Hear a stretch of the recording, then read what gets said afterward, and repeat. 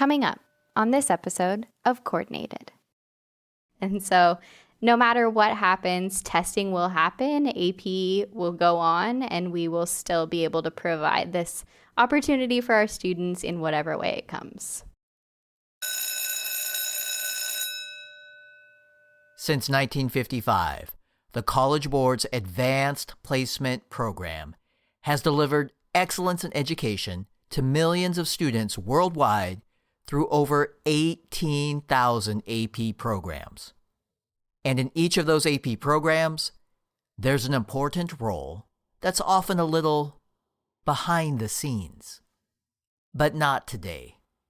Today, we shine the spotlight on the AP coordinator.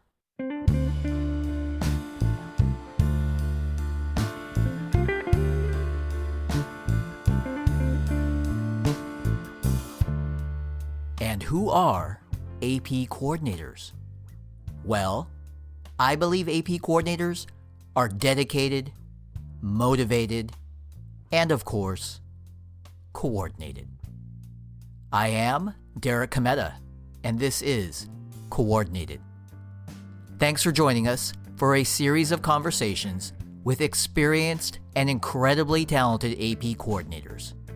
This school year, more than just about any in recent history, presents some unique and unprecedented times for schools and AP programs. Perhaps there is no better time to share our collective voices and perspectives. Period 1. Dedicated. Take a deep breath. Close your eyes and imagine a journey, if you will. Now, this particular journey begins as a high school student in beautiful, sunny Costa Mesa, California. Now, that's just south of Los Angeles, near Newport Beach. It's mere minutes from the coast, so close you might even be able to watch the waves of the Pacific Ocean roll up on the shore during your lunch period. Now, fast forward a few years. As an adult, the journey presents an opportunity to be a counselor and the AP coordinator at that very same high school.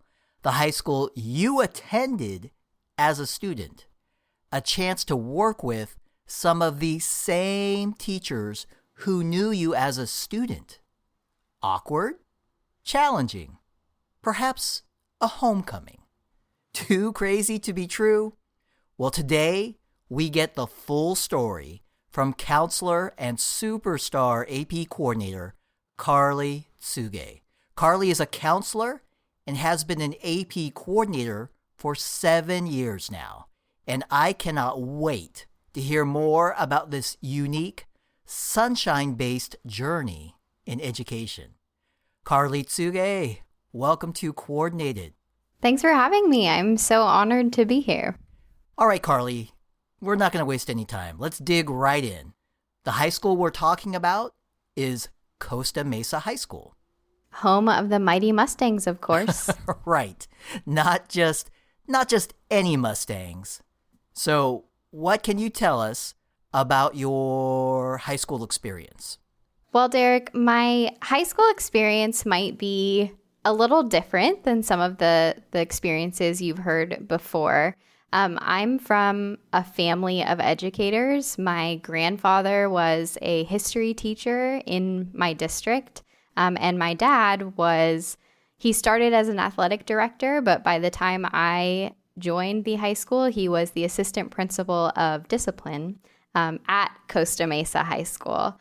So my family has been in this area for as long as I know. And my dad was a Costa Mesa High School alumni, and so that's where we knew we were going to go. Oh, okay. I did not know that part about your father and grandfather. I'm guessing that must have been interesting to be a student back then. It was very interesting. I was the principal's daughter, and I felt like all of my teachers knew me and all of my classmates knew me, but it lived up to the charm of the school, and I loved being there so much so that I am there now.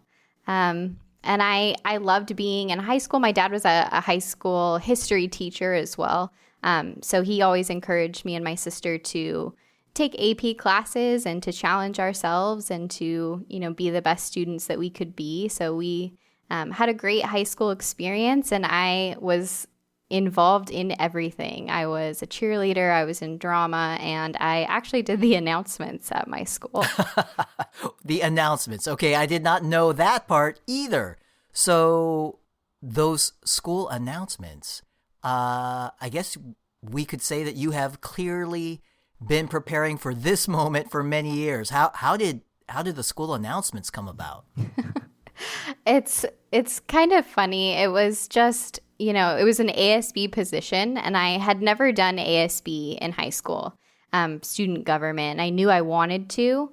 So my senior year, I decided to run for senior class president, why did I decide to do that? Because I had never been on ASB before. So I chose to do that, and I did not win. The girl who had been president every year won, which she should. So I was so sad, and I was like, I'm never going to be on ASB. And it was a position that I applied for, and I went through a round of interviews, and we had to do practice announcements. And so I got the announcement position. So I did the daily announcements every day my senior year of high school. Nice. That's a nice bullet point for your college resume. And that's actually, yes. Right? And that's actually the next stop on your journey. Right. And you clearly enjoy the warm weather because you left sunny Southern California to go to school in a likewise very warm climate, to say the least. Yes, I went to college in Tucson, Arizona, the University of Arizona. And it's a very dry heat, as anyone who is from Tucson or went to U of A will say. And what was your major there? So I majored in psychology. I always knew I wanted to work with students or kids, but I didn't know what exactly I wanted to do. I thought maybe I could work and be a psychologist and work with students one-on-one. But like I told you previously, I come from a family of educators, and so I knew I did not want to be a teacher. I wanted to do something completely different. Okay, so that is something we do not hear very often on this show. So I want to make sure I heard that correctly. You knew that you did not want to go into teaching. Right, did not. I did not want to be in the classroom. I did not want to be teaching one single subject. I wanted to do something that could impact the most students at the school, all of the students, and give them, I really loved talking about college. And I found that kind of counseling was a way that I could talk to students about their futures in a really broad way, while still being at the high school that it seems I am destined to be at. And it seems like counseling has been a great career choice for you. Costa Mesa High School is the third stop on your professional journey, correct? Yeah. So right when I graduated from high school, or from college, I'm sorry, I worked at Estancia High School, which I don't know if you know this, Derek, but Estancia High School is the rival high school of Costa Mesa High School. No, I did not know that. So it is the crosstown rival in the same city. So that was an interesting year spent at Estancia High School. I had to, put away all my green Costa Mesa High School wear and wear some red Estancia shirts now and then. And then after that, I moved on to Brea Linda High School in Brea. I was there for 4 years. But I was only the AP coordinator for 2 of those 4. And now this is my 4th year back at Costa Mesa High School. And so how does this whole journey of being a counselor, how does this tie in with AP specifically? Yeah, so one of the things that is really fun about being a counselor is the ability to talk about future plans and what comes next after high school.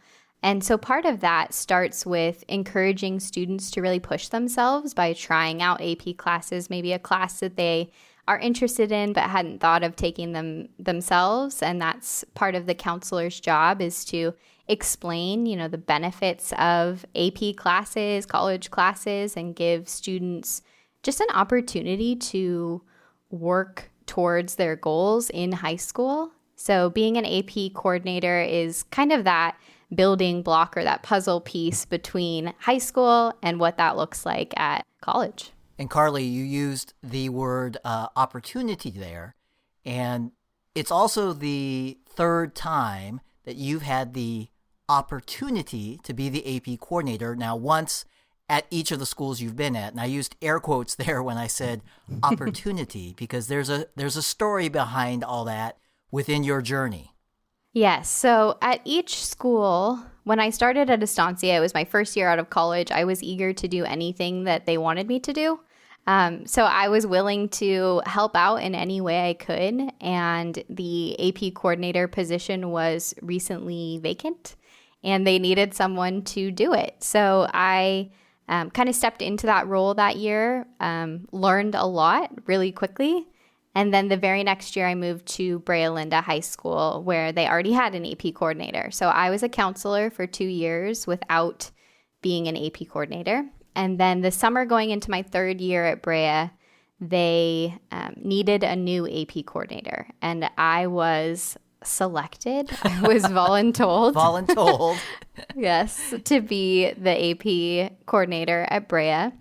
And then when I finally made it back to Costa Mesa High School, the position that I took as a counselor, that counselor had previously been the AP coordinator at Costa Mesa. So that was a role that I knew I was kind of stepping into with no choice. Again, key word there, voluntold. Exactly.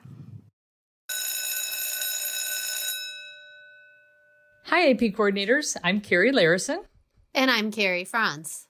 We moderate the AP coordinator community. This is a free online platform that connects over 6,000 AP coordinators from around the world. One of the primary uses for the community is to host coordinator-related conversation and collaboration.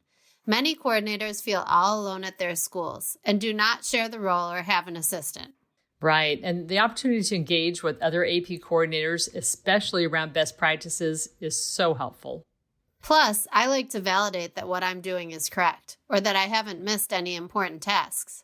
New coordinators learn a lot just by seeing what is asked and answered, and even experienced coordinators have been learning a lot of new things these past few years.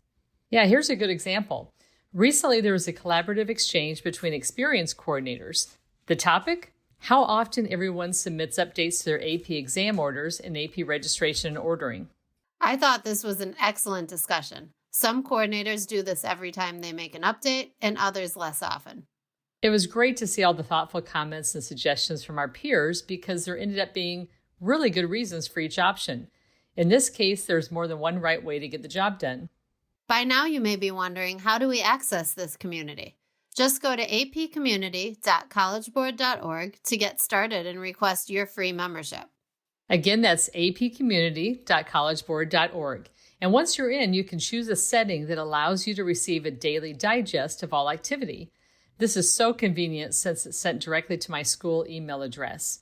And this year more than ever, we think it's important to be part of the AP coordinator community. Together, we'll continue to find the best ways to support AP programs at our schools. Thanks, everyone. We look forward to coordinating with you. Period 2. Motivated. We are back.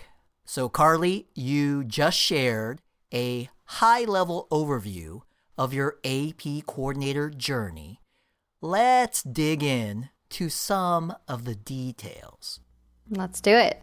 So, first, how did you learn the basics, right? How did you learn the role? As quickly as possible. It was a lot of trial and error. And the first year I became an AP coordinator, I took the AP coordinator manual and literally read it as much as I possibly could and highlighted it and tagged it and made, little sticky notes for places I needed to come back to. But learning the role is a lot of doing the role, I've learned. And how has the learning continued during your journey, right? What are you doing now to stay on top of things and get better each year? Mm-hmm. Something that I've learned a lot from College Board is how much the AP program is continuously improving and growing and kind of, moving and molding to be what we need it to be. So I'm doing everything I can to stay on top of that. So I go to every webinar, I go to every workshop. When the workshops were in person, I signed up for the same one every year, every March. You could find me there. As well as the AP community online, asking my questions and making sure that if I have a question, I'm getting it answered, and then making sure that the next time I have a question, I know where to go. And how has all the learning and the improvements and the growth that you've had as an AP coordinator, how has that impacted your AP program? Actually, you know what? Hold on that thought. First, can you tell us a little more about your AP program itself? Sure, yeah. At Costa Mesa High School, I would say it's one of the smaller schools in Orange County. We have about 1,200 students in our population in total. We have 21 AP classes. We have 300 students enrolled this year in AP classes. And as of right now, in AP registration and ordering, I have about 550 exams that I'm administering this year. And AP-wise, numbers-wise, how does Costa Mesa, your current school, how does it compare to your previous two schools? So Costa Mesa and Estancia, our crosstown rival school that I worked at, we're about the same size. So our AP program was exactly the same size, give or take. But Brea Linda High School was twice the size of the school that Costa Mesa is. So I had to learn quickly how to test in multiple rooms all day, which at Costa Mesa High School is not the case. We can normally do, fewer rooms for fewer tests. So coming back to Costa Mesa made my program smaller, just because of our total number, which was nice. So yeah, it's a nice place to be here at Costa Mesa. So you were at Brea, which was really big, but now you're back at Costa Mesa, a small to medium-sized AP program. Mm-hmm. Small but mighty. Right, I forgot the Mighty Mustangs. So, Karli, now back to my original question. What impact have you had on your AP program? And I guess by that I mean, what lessons have you learned that help you actually be a better AP coordinator now? Derek, I think that having the opportunity to be an AP coordinator at multiple high schools has helped me realize how to streamline my program in a way that I like it the most. The only person that's monitoring how I do my AP program is myself. So I have learned to do things the way that work for me and the way that I like them and can understand them and grasp them.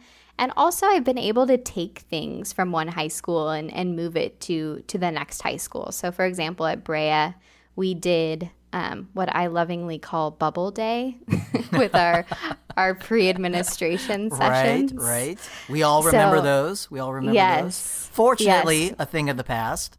Yes. So yes, exactly. So now at Costa Mesa, we brought Bubble Days, but we no longer need Bubble Days. But something that I also brought from Brea was we do what we call balance sheets, where we have our students take a survey about what AP classes they're in, how much time they spend in their AP classes, what a student should expect out of that particular AP class. And then as our students are signing up for course selection for the next year, they have the opportunity to compare those balance sheets to say, hey, could I take these 3 classes together, or these 4 classes at the same time with my schedule and everything going on outside of school? So as a counselor, it's really important to me that my students are balancing their whole lives, and AP and academics are a big part of that, but so is everything else going on outside of school. So the balance sheets have really helped me have really good conversations with students about how to really utilize their time and make AP work for them. Karli, that makes great sense. And of course, it's smart, right? To take the lessons you learned and the best practices you had at one school, take them to the next school, keep carrying them forward to now your third school. Now, related to that, what's one thing that you had to learn the hard way? Something like, one of those things where you say, I wish I knew then what I know now. Yes, and there are quite a few of those. And like I said, as you go through, you learn as you go. But I think the biggest one for me, Derek, is if I knew when I started how much support there was in the AP community, I don't think I would have been as stressed out that first year at Estancia. I've really learned to utilize the resources of the AP community and College Board and to reach out when I have questions. I think what I wish I knew then, what I knew now is I am not alone as an AP coordinator.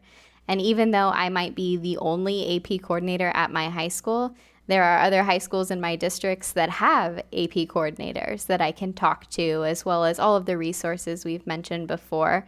But I think that's the biggest one for me, is that I'm not operating in total isolation. There's always someone that I can reach out to or talk to and get some support when it feels like I might be on an island by myself counting answer sheets. You're not alone. There's people out there that are willing and able to help you if you need it. All right, everyone. Well, stay tuned. We'll be right back. There's more to this journey, including some questions for Karli about the current school year. Hello, fellow AP coordinators. Tracy Devers here, Director of Teaching and Learning from the Edgerton School District in Wisconsin. I'm also an AP coordinator and wanted to share a quick idea with you. Every fall, typically around the beginning of November, I run reports to determine our AP Scholars. The AP Scholar Award recognizes high school students who have demonstrated exemplary college-level achievement on their AP exams.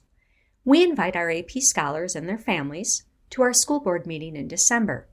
We purposely picked December, hoping that most students will be home on winter break and can join us at this meeting. We create certificates for each student and then present those certificates in front of the school board and their families. Each student is asked to share a brief summary of how their first semester of college went. This is a great meeting and one of our favorites of the year. We find this a great way to recognize our AP students' work in front of a larger audience, and our board members love it. This is a great way to promote your AP program.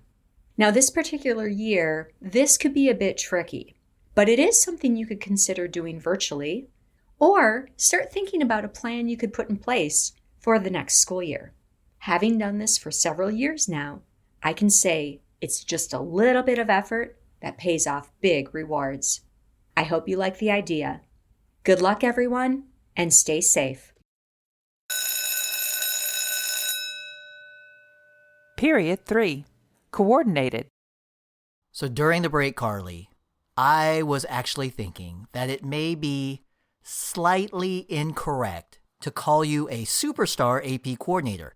Since this is your third school now, I think perhaps we can call you a 3-time All-Star instead.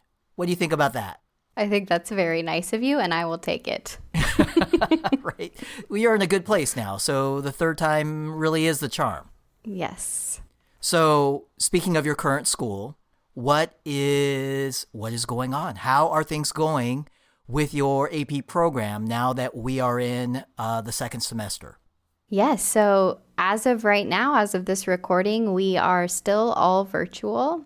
We did start a couple semester-only AP courses once we started this new semester at the beginning of January. And at our school, we do one semester of AP Government and one semester of AP Economics. And so whoever was in Government first semester switches at the semester, and same thing with econ. So those are our only two semester courses. So I waited for my own sanity to give the join codes until they came back from winter break. So once they started their classes, I gave the teachers the second semester join codes. And I did that this year because of the whole virtual aspect. We also had the option of, or the students had the option of choosing an all virtual school in our district, which is not our school. So they would check out of our school and enroll in a completely different virtual school. So I waited this year to give join codes because students were switching between schools. So typically I would probably give them at the beginning of the school year, but this year, I just kind of rolled with it. We're being as flexible as we can be. There's a lot of rolling with it this school year.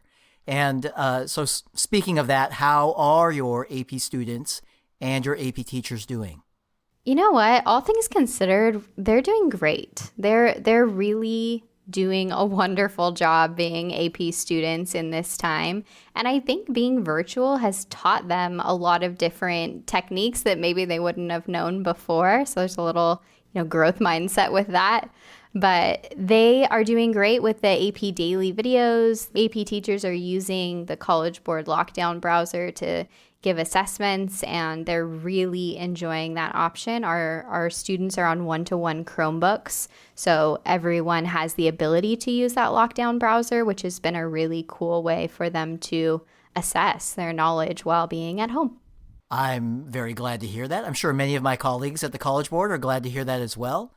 And time is moving pretty quickly, as we said. This is second semester now, and before we know it, AP teachers are going to start their final course review with their students. And regarding those AP exams that'll be coming up in May, at the time of this recording, Karli, coordinators are patiently waiting for more information. Is that true for you as well? Can I correct that a little bit, Derek? Sure. How about patiently waiting but anxious? Yeah. That probably more correctly reflects how many AP coordinators feel. Yeah, and I'm not just saying this because you work for College Board, Derek, but I wanted to share this story with you that last year in March, I don't know if you can take yourself back to last March, but March 7th of last year, I was at an in-person College Board AP coordinator training here in California. And as you can remember, that was a really confusing time. We weren't sure what was happening in the world, let alone with AP testing. And I just remember the AP coordinators that were there at that training just all talking about, what are we going to do if our schools shut down? What are we going to do? And I just remember us all saying, you know what, College Board will handle it. They will figure it out. College Board is here to ensure that our students are getting an opportunity to work on these classes. So they will tell us what to do. They are working for the students' best interests, and they did. And our students were able to test last year. And I know that no matter what happens, I believe that will happen again this year. I have faith. And so no matter what happens, testing will happen, AP will go on, and we will still be able to provide this opportunity for our students in whatever way it comes. Oh my gosh, that positive perspective is it's really just one of the reasons you, Karli, are an invaluable resource to your school and AP program. And on behalf of the College Board, we thank you so much for all you do. And of course, we thank you for that great perspective as well. And thank you for being with us today and sharing your journey with everyone. It definitely sounds like through all this, you found your way back home, and it sounds like it has a happy ending. I'm so fortunate to have been on this journey, and I do feel like I've made it home, and there is no place like home. Well, Karli, being an AP coordinator at 3 different schools. Let me say that one more time. Being an AP coordinator at 3 different schools means you have lots of perspective on this. So our final question that we ask each AP coordinator on our show, Karli Tsuge, what does being an AP coordinator mean to you? You know, Derek, this is a big question because it is a big job, and it was at all three of the schools that I've done it. And I think being at all three of those schools have taught me that each role of being an AP coordinator comes with so much responsibility for, you know, providing an opportunity for our students to work towards their educational goals, and for a position that is so often a voluntold position.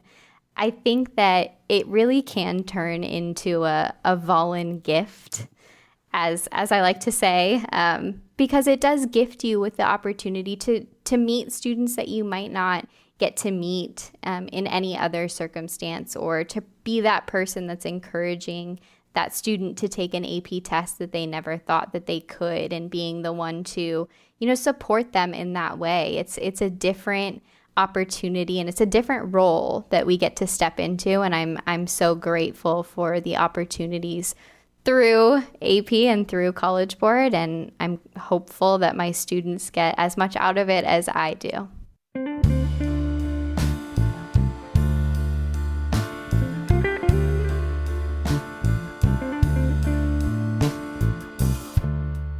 Of course, we're a little biased when it comes to AP coordinators, especially those whose positivity and impact match that of our special guest today, Karli Tsuge.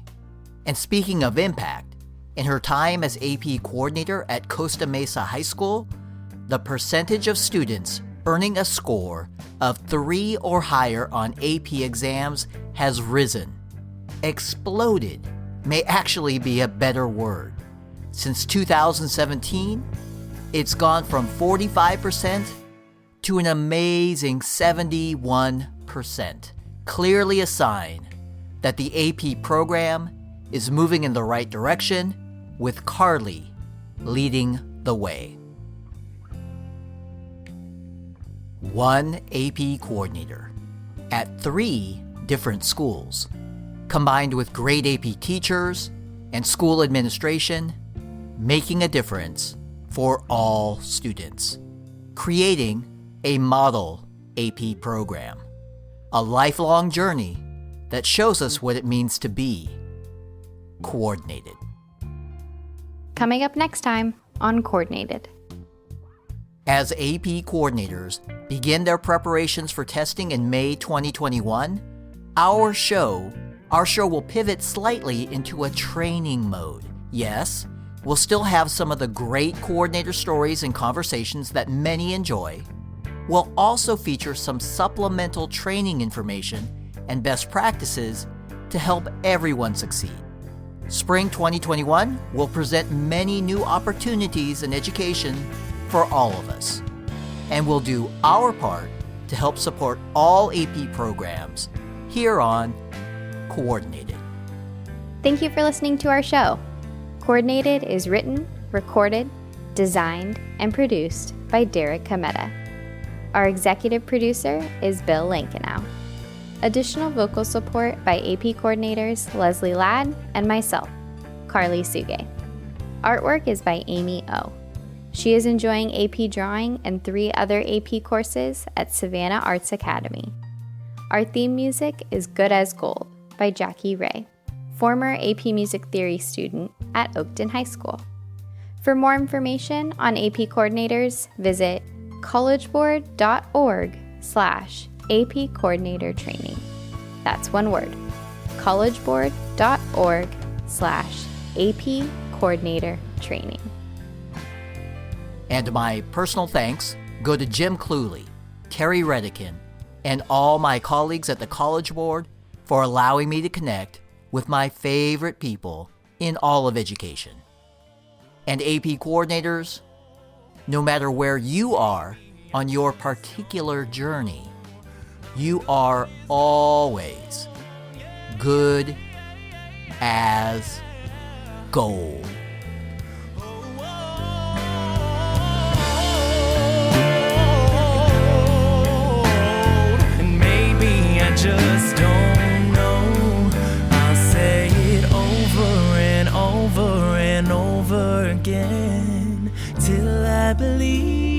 so.